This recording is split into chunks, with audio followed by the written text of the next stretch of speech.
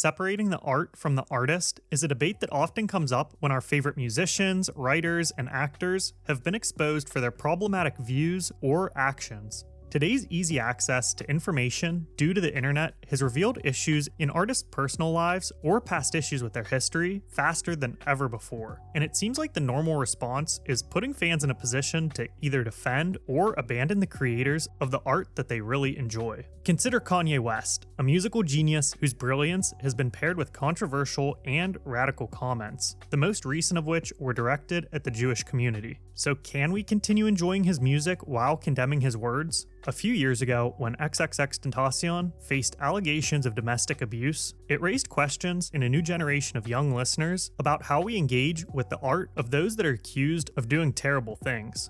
Just to be clear, this issue doesn't only apply to artists of hip-hop or only this generation. For example, the iconic Michael Jackson's legacy is haunted by multiple accusations involving children. But it seems like this is an issue in hip-hop that's coming up more frequently than ever. So I'm not surprised if you've found yourself grappling with the complex question that has been around for quite some time. Should we separate art from the artist? To unravel this intricate dilemma, let's take a look at the origins of this question, and whether or not it can be applied to modern times, when talent and controversy often go hand in hand.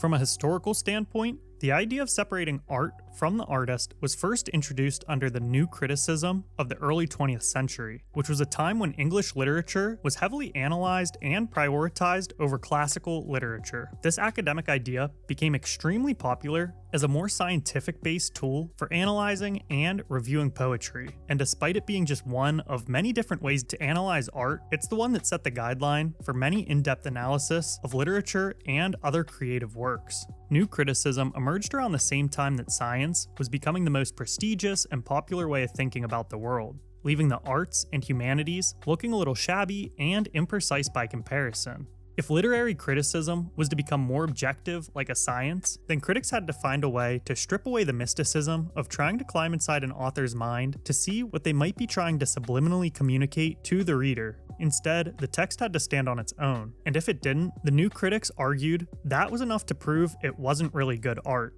Although the idea has evolved over time, it's still often considered as the best way to ensure a piece of art can stand on its own and be considered great, outside of the history or context surrounding its creator. And if it fails to do that, then it's not truly great. If this concept is applied to current situations regarding artists in the music industry, the important part is ensuring that the consumers continue to educate themselves on the situations and can recognize the faults of the artists. Let's say you try this, but you're still not really able to enjoy the music because it weighs heavy on your mind that you're unintentionally supporting the artist by streaming their songs or still following them on social media. And if that's the case, then the next step is to find a way to admire the art without giving them money or a platform with a following to continue spreading a message that you don't agree with. And this could be as simple as just unfollowing them on socials and pirating their music instead of using traditional streaming services.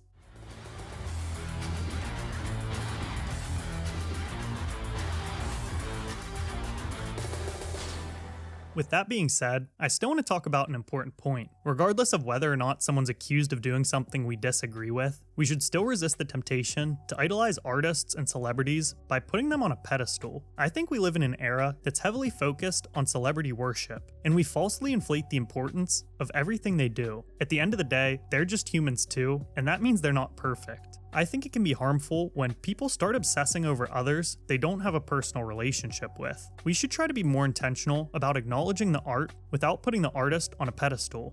And when we separate the art from the artist, we're not freeing them of accountability for their actions. Instead, we're choosing to focus on the creation itself, recognizing that humans, even artists, are complicated and messy beings capable of both brilliance and error.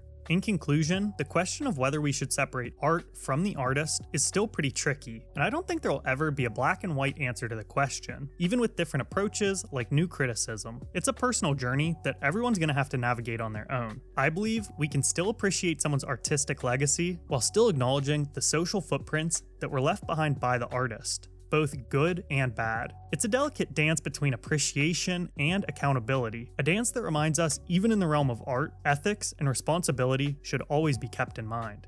I'd love to hear your thoughts on this, so let me know in the comment section. If you enjoyed this video, please like and subscribe for more music-related content. Don't forget to take your vitamins, say your prayers, and have a great day.